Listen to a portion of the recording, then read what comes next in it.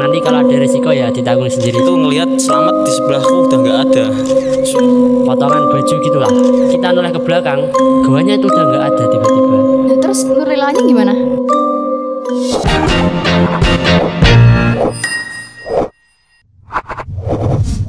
Selamat datang di TKP Titik Kumpul Podcast, tempat di mana cerita-cerita angker dan supranatural akan membawa kita ke alam yang penuh dengan ketegangan.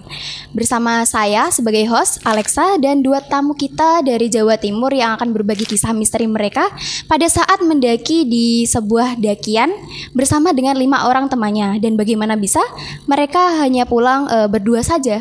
Dan di sini sudah bersama siapa, Mas? Perkenalkan, nama saya Dimas, asal Banyumas. Saya Gilang dari Magelang. Awal mula kok kalian tuh bisa sih mendaki di dakian yang sebenarnya dakian itu dilarang atau sudah terkenal keangkerannya?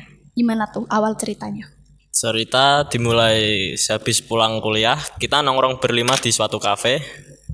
Nah, kebetulan kita itu hampir libur semester. Nah, salah satu teman kita, sebut saja namanya Selamat, itu nyeletuk, ayo daki ke gunung kemana gitu. Nah, teman-teman pada nyaranin nih, pada ke Peak atau kemana gitu. Siapa aja tuh 5 teman-teman kalian? 2 kita, 1 Selamat, dan 2 cewek, sebut saja namanya Nurlela sama Dewi. Terus bagaimana tuh cerita selanjutnya? Awalnya kita nolak berdua karena kan kita jumlahnya ganjil juga. Terus di Peak itu terkenal angker kata penduduk setempat itu. Tapi kita tetap kekeh untuk berangkat ke Peak. Jadi kalian tuh jadi berangkat berlima? Ya karena nggak ada orang lagi dan Selamat juga ngotot pengen ke situ. Oh, jadi si Selamat ini nekat mau tetap mendaki 5 orang itu. Ya. Padahal di situ udah terkenal di larang mendaki dalam jumlah yang ganjil. Ya. Terus gimana tuh ceritanya? Selang seminggu pada hari Kamis sore kita memutuskan untuk bener berangkat. Nah, kita tiba di base camp Peak itu sekitar maghrib. Di situ kita langsung dengar panduan dari pemandu, larangan-larangan apa saja dan bekal-bekal apa saja yang harus disiapkan sebelum mendaki ke gunung itu. Nah, kita di situ sholat maghrib, makan malam, dan sholat isya dulu sebelum mendaki gunung.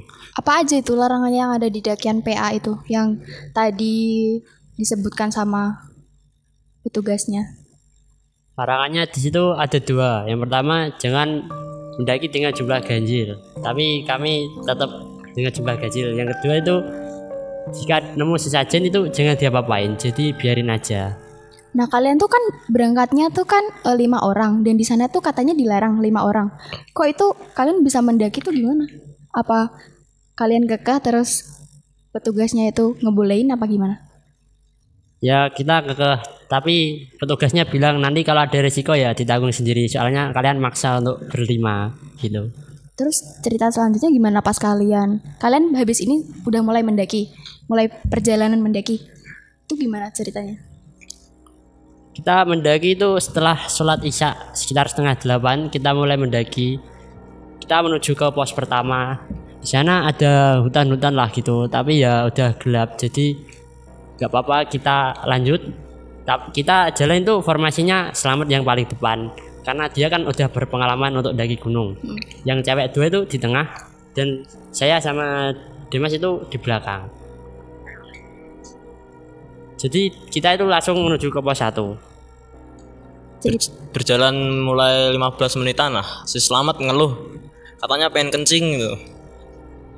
Terus bukannya kita di gunung itu biasanya tuh dilarang kencing sembarangan atau gimana itu Ya, si Selamat gimana? kebelet mau gimana ya dilepasin.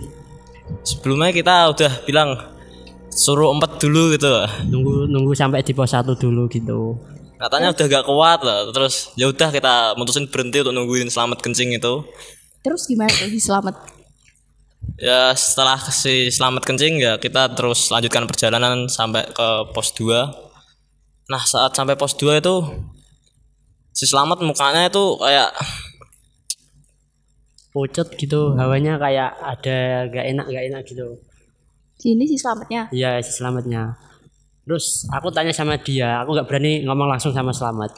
Selamat kenapa tuh mukanya kok gitu? Aku tanya sama Dimas.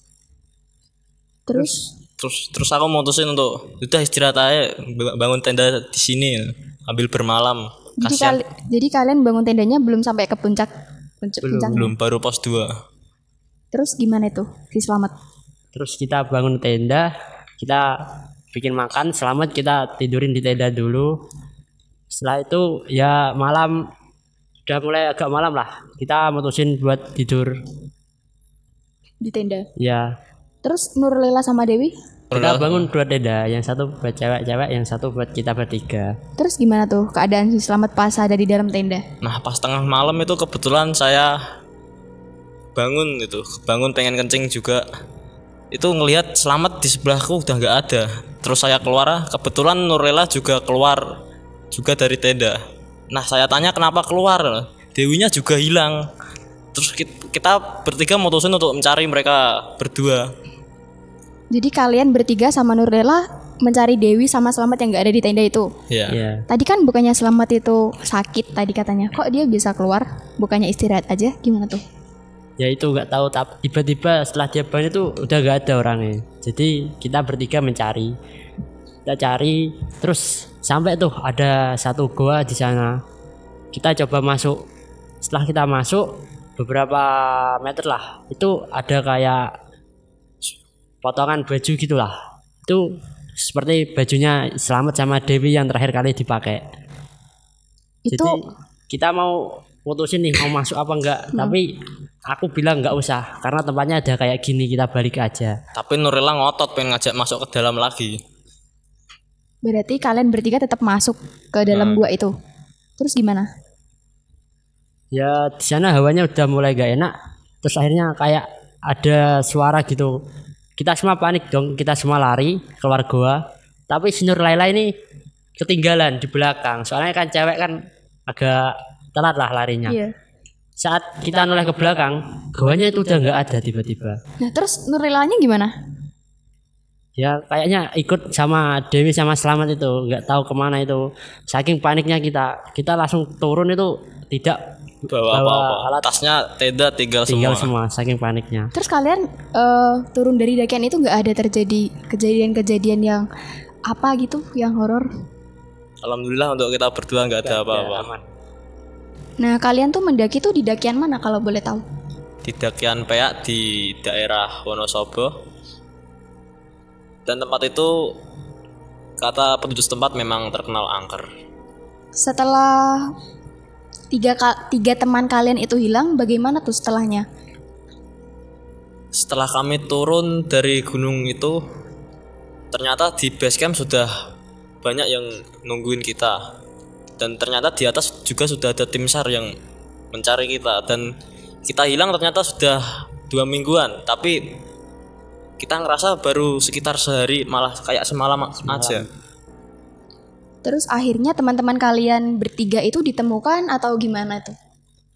Lalu setelah itu kita pulang nenangin diri karena kita masih agak kaget ya. Shock ya. Terus kita nunggu sekitar 2 mingguan. Pencarian tim SAR kan berhenti 2 minggu. Kita nunggu, setelah berhenti tapi hasilnya masih nihil, masih belum ketemu.